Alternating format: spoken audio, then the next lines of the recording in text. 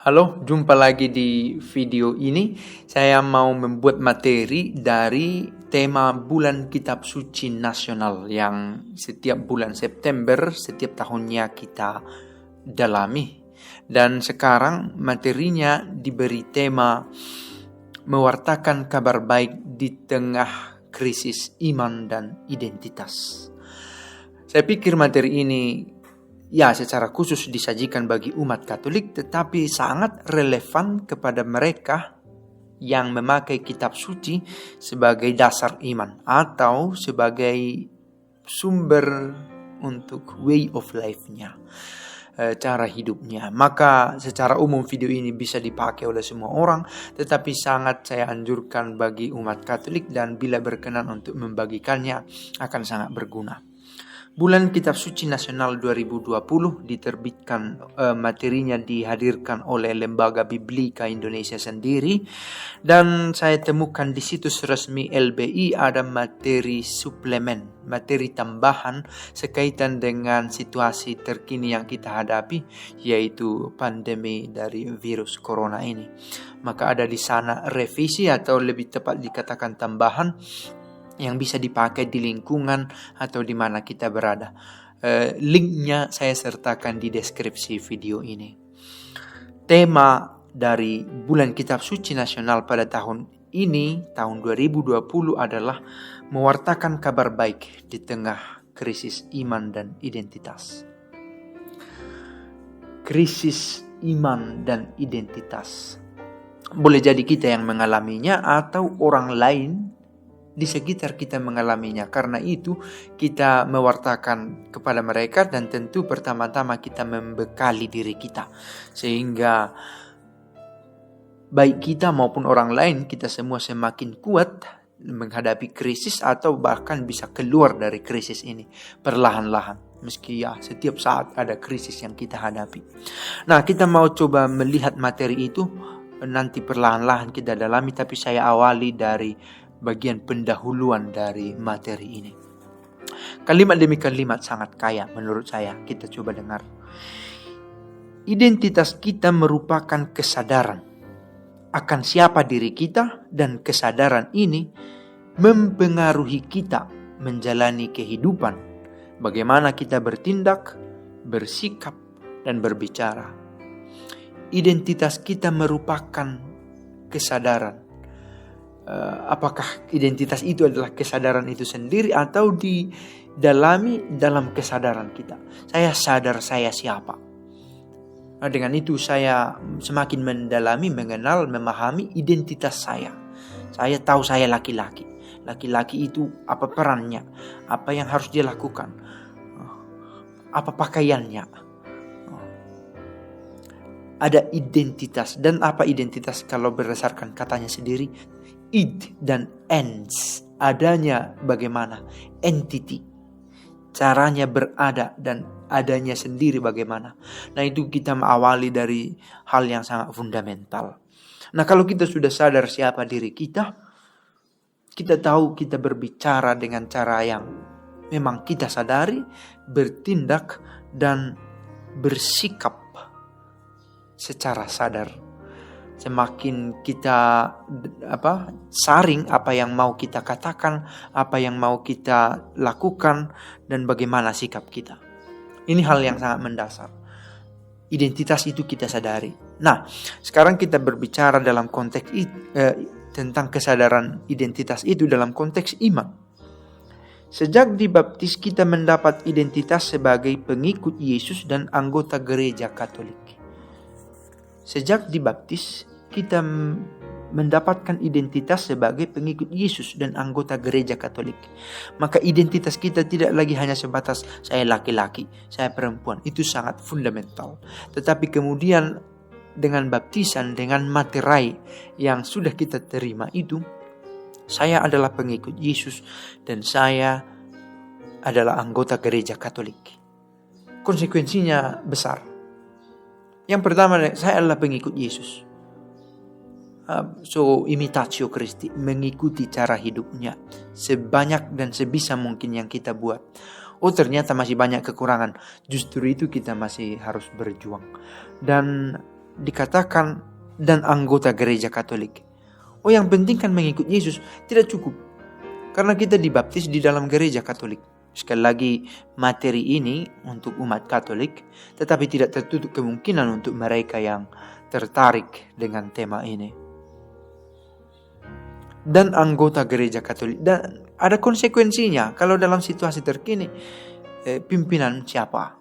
Kita taat atau hidup bersama siapa? Kita memakai norma siapa? Bukan keinginan saya, karena saya berpikir harusnya saya menyambut dengan cara ini. Harusnya gereja tidak menyuarakan ini, karena itu tidak tepat keputusan gereja. Bahwa kita punya pandangan pribadi tidak menjadi masalah, tetapi kalau kita membuat gerakan di luar dari gerakan gereja, itu tanda-tanda ketidaktaatan. Kalau begitu, bukan di gereja Katolik tempatnya. Maka karena itu kita mencoba mengenal baptisan kita sebagai penjelasan identitas kita sebagai pengikut Kristus dan sebagai anggota gereja Katolik. Kita mengikuti Yesus dalam gereja Katolik. Apakah ada orang yang mengikuti Yesus di luar gereja Katolik? Ada, Protestan, bahkan yang ateis juga ada yang mengikuti Yesus, tetapi tidak memasukkan dirinya di dalam satu kelompok keagamaan. Tetapi kita mengikuti Yesus di dalam gereja Katolik dengan kekayaannya, dengan sejarah panjangnya yang kita coba renungkan, refleksikan, syukuri, dan menjadi bekal kita untuk terus mencoba menjadi pengikut yang baik bagi Kristus. Dalam perjalanan waktu, kesadaran diri sebagai pengikut Yesus dan anggota gereja Katolik ini mengalami perkembangan. Berkembang. Boleh jadi ya dia menjadi mekar, atau bisa saja karena dia berkembang menjadi layu. Jangan pula layu sebelum berkembang. Dalam gereja Katolik, umat diajak untuk memahami dan dilatih untuk menjadi pengikut Yesus dan anggota gereja Katolik, dan bagaimana menjalani kehidupan sesuai dengan jati dirinya. Nah, itu kita selalu diingatkan akan kekristenan dan secara spesifik lagi akan kekatolikan kita. Anak-anak yang lahir dalam keluarga Katolik dibaptis ketika masih bayi. Anak-anak dibaptis bayi itu diberikan kemungkinan untuk kita, dan dianjurkan malah biar anak-anak itu datang pada Kristus, katanya. Jadi karena itu, sebisa mungkin kita terlibat untuk membantu anak-anak ini siap untuk dibaptis, dan orang tua sangat berperan di sini. Nah, saya mengingat peribahasa Latin yang selalu diulang itu, nemo dat quod non habet. Tak seorang pun memberi yang ia tidak miliki. Bagaimana seorang anak itu memang siap menjadi seorang pengikut Yesus kalau tidak diberi pendidikan oleh orang tuanya? Nah, bagaimana orang tua bisa memberi kalau dia tidak memilikinya? Nah, saya pikir ini pekerjaan berat. Tapi saya pikir orang tua pula sudah memikirkan ini, bahwa ini pekerjaan berat, karena itu dia mempersiapkan diri untuk ini. Orang tua memiliki tanggung jawab untuk mendidik anak-anaknya secara Katolik. Oleh orang tuanya ia diperkenalkan pada Yesus. Diajar untuk menyebut nama Yesus, membuat tanda salib dan berdoa, pergi ke gereja dan mengikuti Ekaristi, dan sebagainya. Anak-anak pun dilatih untuk mengasihi, menolong, memberi, dan sebagainya. Sekali lagi, ini proyek jangka panjang. Mengatakannya gampang, tetapi seringkali sukar untuk menunjukkannya dalam kenyataan. Tapi selalu ada ruang dan kesempatan untuk mendalaminya, untuk memperbaikinya. Siapa di antara kita yang sudah final, sudah sampai pada batas akhir, oh saya sudah melakukan? Sepertinya kita harus terus lagi mencoba. Sebagai orang tua, sebagai calon orang tua, atau sebagai apapun dalam konteks mewartakan Injil ini. Selanjutnya, anak-anak mengikuti pelajaran untuk persiapan menerima komuni pertama. Mereka belajar untuk lebih memahami iman Katolik dari para pendamping yang dipercaya oleh gereja. Apakah oleh uskup, pastor, diakon, suster atau frater, atau katekis, atau bahkan orang tua sendiri dalam situasi ini untuk mempersiapkan anak-anak menuju komuni pertama. Mereka belajar mengenai Tuhan Yesus yang mereka ikuti dalam Katolik dan bagaimana ia hadir dalam perayaan Ekaristi, sebab roti dan anggur benar-benar tubuh dan darah Kristus. Kesadaran diri sebagai seorang Katolik pun berkembang, dan seiring dengan perkembangan ini, perilaku anak pun berkembang. Saya pikir bahasa ini sangat moderat. Tidak mengatakan berkembang ini merosot karena itu terkesan pesimis, atau dikatakan semakin baik karena itu mungkin optimisme yang semu. Tetapi berkembang ini boleh jadi menjadi lebih baik atau menjadi lebih buruk. Tetapi tidak sama yang dulu dengan yang sekarang. Ia menjadi lebih rajin berdoa secara pribadi. Diharapkan orang-orang yang semakin siap menuju komuni pertama, anak-anak itu, semakin rajin berdoa secara pribadi, membaca kitab suci. Sometimes up, sometimes down. Kadang sangat rajin, kadang lupa, terabaikan. Tetapi bagaimana untuk terus mengingatkan itu. Mengikuti perayaan Ekaristi secara khusus pada hari Minggu. Kecuali di situasi keadaan situasional seperti masa sekarang ini. Ya bila tidak diizinkan, mungkin lain kali. Lalu tahap berikutnya, Katolik diajak mempersiapkan diri untuk menerima sakramen penguatan. Krisma. Sakramen ini menandai seorang Katolik sudah dewasa dalam iman. Dewasa, tanggung jawabnya lebih besar, dan potensi untuk semakin dinilai dan dihakimi lebih besar. Artinya sudah dewasa tapi belum juga mewarta. Berarti apa yang kamu lakukan? Katanya kepada kita. Apa pengaruh kekristenan itu untukmu? Sebuah pertanyaan. Dalam persiapan ini mereka belajar lebih sungguh-sungguh tentang isi iman Katolik. Semakin sungguh-sungguhlah karena Krisma yang berpusat pada kabar baik yang dibawa oleh Yesus. Dan bagaimana menjadi saksi Kristus di dunia. Andai kata ini gampang dimengerti, kita tidak perlu berdebat di sana sini tentang sesuatu yang tidak esensial. Bagaimana mewartakan Kristus di dunia dengan semua properti yang dimilikinya. Mereka juga dibantu, siapa? Anak-anak yang sampai pada tahap Krisma ini, untuk lebih menyadari kehadiran Roh Kudus yang menyertai setiap orang beriman hadir di dalam kita. Dalam perjalanan hidup, tidak semua orang Katolik dapat melewati proses itu dengan mudah.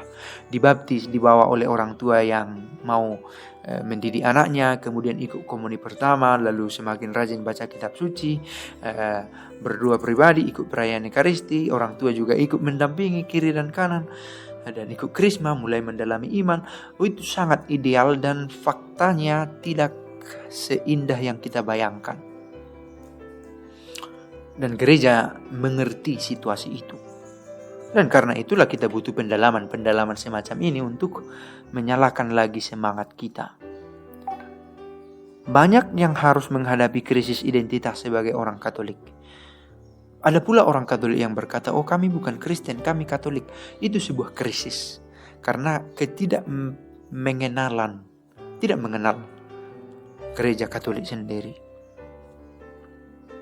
Ada orang yang sudah dibaptis dan mengaku diri Katolik tetapi tidak memahami iman Katolik. Banyak.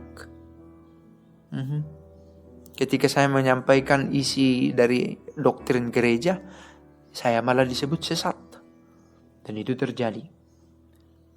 Padahal dia yang tidak tahu ajaran gereja. Akibatnya ada yang tidak mengetahui bagaimana hidup sebagai orang Katolik dan tidak berani mengaku sebagai orang Katolik di hadapan orang banyak. Ada yang tidak lagi percaya pada Tuhan walaupun sudah menerima baptisan. Cukup berani juga tulisan ini mengatakan itu. Tidak percaya akan adanya Tuhan tetapi sudah menerima baptisan. Ada yang percayakan adanya Tuhan tetapi tidak hidup menurut kepercayaan itu. Ya, saya tahu dia ada, tapi ya, hidupku adalah hidupku, katanya. Ada juga yang tidak peduli akan identitasnya sebagai orang Katolik, lalu menjalani hidup semata-mata mengikuti kesenangan ragawi, dan sama sekali tidak berpikir tentang makna dan tujuan hidup. Ya, kadang sulit mendalami makna dan tujuan kalau kita asik dengan situasi sekarang. Ada juga yang meninggalkan gereja Katolik karena tidak memahami keyakinan Katolik dan melihat tampaknya ajaran dari agama lain lebih baik dan lebih masuk di akalnya. Ini sering terjadi. Mana yang lebih menyenangkan, yang bisa mempersalahkan kelompok yang lain, itu yang lebih seru. Yang menggetarkan jiwa, bakar. Kalau itu dirasa lebih menghidupkan, lalu pergi ke sana dan meninggalkan kekatolikan. Itu bagian dari krisis. Nah, pertanyaan selanjutnya, apa yang harus dilakukan? Berhadapan dengan krisis identitas ini, kita tidak memilih perikop atau ayat yang dapat digunakan sebagai senjata untuk mengatasinya. Mungkin itu dikatakan di sini. Tidak mencoba mencopot ini dan itu untuk menegaskan bahwa kita sedang menghadapi krisis identitas dan krisis iman. Tetapi apa yang mau dilakukan? Ada dua komunitas yang menjadi teladan bahwa ada pengalaman mereka, dan pengalaman itu kita coba pelajari supaya kita sanggup menghadapi krisis masa kini. Pengalaman dari bangsa umat Israel di Babel, dikatakan begitu. Krisis iman dan identitas umat Israel di pembuangan di Babel, dan krisis dari jemaat perdana yang kocar-kacir, bahkan dimulai sejak para rasul, sepeninggal secara ragawi Kristus itu, sepeninggal Kristus secara ragawi. Nah, krisis yang dialami kedua kelompok ini hendak menjadi batu loncatan bagi kita untuk mempelajari krisis masa sekarang dan bagaimana menghadapinya. Saya pikir materi ini bisa kita dalami sedikit demi sedikit, dan pace e bene.